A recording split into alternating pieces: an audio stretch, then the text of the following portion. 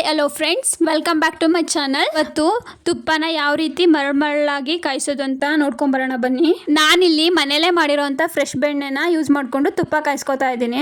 ಮೊದಲಿಗೆ ಮಜ್ಜಿಗೆ ಕಡ್ದು ಬೆಣ್ಣೆ ತೆಗೆದು ಒಂದ್ಸಲ ನೀರು ಹಾಕೊಂಡು ನೀಟಾಗಿ ಬೆಣ್ಣೆನ ತೊಳ್ಕೊಬೇಕು. ಅಗ್ಲಾಕ್ ಕಂಠ ಇರೋಂಥ ಪಾತ್ರೆಗೆ ಬೆಣ್ಣೆನ ಹಾಕೊಂಡಿದ್ದೀನಿ.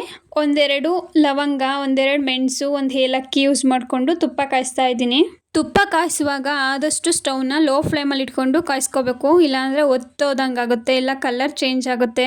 ಹಂಗಾಗಿ ಆದಷ್ಟು ಲೋ ಫ್ಲೇಮಲ್ಲಿ ಇಟ್ಕೊಂಡು ತುಪ್ಪನ ಕಾಯಿಸ್ಕೋಬೇಕಾಗುತ್ತೆ. ಬೆಣ್ಣೆ ಎಲ್ಲ ಕರ್ಗದ್ಮೇಲೆ ವೈಟ್ ಕಲರ್ ನೊರೆ ಥರ ಬರುತ್ತೆ, ನೋಡಿ ಯಾವ ಥರ ಬಂದಿದೆ ಅಂತ. ತುಪ್ಪ ಕುದಿಯೋ ಟೈಮಲ್ಲಿ ಒಂದು ಸ್ಪೂನ್ ತಗೊಂಡು ಕೈ ಆಡಿಸ್ಕೊಳ್ಳಿ, ಇಲ್ಲಾಂದರೆ ತಲೆ ಹಿಡ್ದಂಗೆ ಆಗುತ್ತೆ. ತುಪ್ಪ ಆರೋಗ್ಯಕ್ಕೆ ತುಂಬ ಒಳ್ಳೆಯದು. ತುಪ್ಪ ತಿನ್ನೋದ್ರಿಂದ ಮೂಳೆಗಳು ಸ್ಟ್ರೆಂತ್ ಆಗಿರ್ತವೆ. ತುಪ್ಪ ಕಾಯೋ ಟೈಮಲ್ಲಿ ವೈಟ್ ಕಲರು ಕೆನೆ ಥರ ಬಂದಿದೆಯಲ್ಲ, ಅದೆಲ್ಲ ಮೆಲ್ಟ್ ಆಗೋದಾಗ ತುಪ್ಪ ಕಾಯ್ದಿದೆ ಅಂತ. ಅದು ವೈಟ್ ಕಲರ್ ಎಲ್ಲ ಮೆಲ್ಟ್ ಆಗೋವರೆಗೂ ನೀಟಾಗಿ ಕುದಿಸ್ಕೋಬೇಕು. ನೋಡಿ ಫ್ರೆಂಡ್ಸ್, ವೈಟ್ ಕಲರ್ ಕೆನೆ ಎಲ್ಲ ಯಾವ ಥರ ಮೆಲ್ಟ್ ಆಗಿ ಹೋಗ್ತಿದೆ, ಮತ್ತೆ ತುಪ್ಪದ ಕಲರು ಚೇಂಜ್ ಆಗಿದೆ. ವೈಟ್ ಕಲರ್ ಇರೋಂಥ ಕೆನೆ ಎಲ್ಲ ಮೆಲ್ಟ್ ಆದ್ಮೇಲೆ ನೋಡಿ ಈ ತರ ಬಬಲ್ಸ್ ಬರುತ್ತೆ. ಬಬಲ್ಸ್ ಬಂದ್ಮೇಲೆ 1 ನಿಮಿಷ ಕಾಯಿಸ್ಕೋಬೇಕು ತುಪ್ಪನ. ನೋಡಿ ಫ್ರೆಂಡ್ಸ್, ತುಪ್ಪದ ಕಲರ್ ಕೂಡ ಚೇಂಜ್ ಆಗಿದೆ, ತುಪ್ಪದ ಘಮ ಕೂಡ ಬರ್ತಿದೆ. ತುಪ್ಪ ಕಾಯಿಸಿ ಆದ್ಮೇಲೆ ಅದನ್ನ ಸೋಸ್ಕೋಬೇಕು.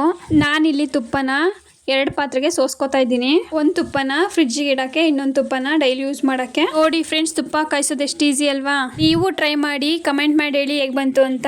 ನಾನು ಮಾಡಿರೋಂಥ ರೆಸಿಪಿ ನಿಮಗೆ ಇಷ್ಟ ಆಗಿದ್ರೆ ಲೈಕ್ ಮಾಡಿ, ಶೇರ್ ಮಾಡಿ. ಇನ್ನೂ ಯಾರೆಲ್ಲ ನನ್ನ ಚಾನಲ್ನ ಸಬ್ಸ್ಕ್ರೈಬ್ ಮಾಡಿಲ್ಲ, ಪ್ಲೀಸ್ ನನ್ನ ಚಾನಲ್ನ ಸಬ್ಸ್ಕ್ರೈಬ್ ಮಾಡಿ. Thank you for watching.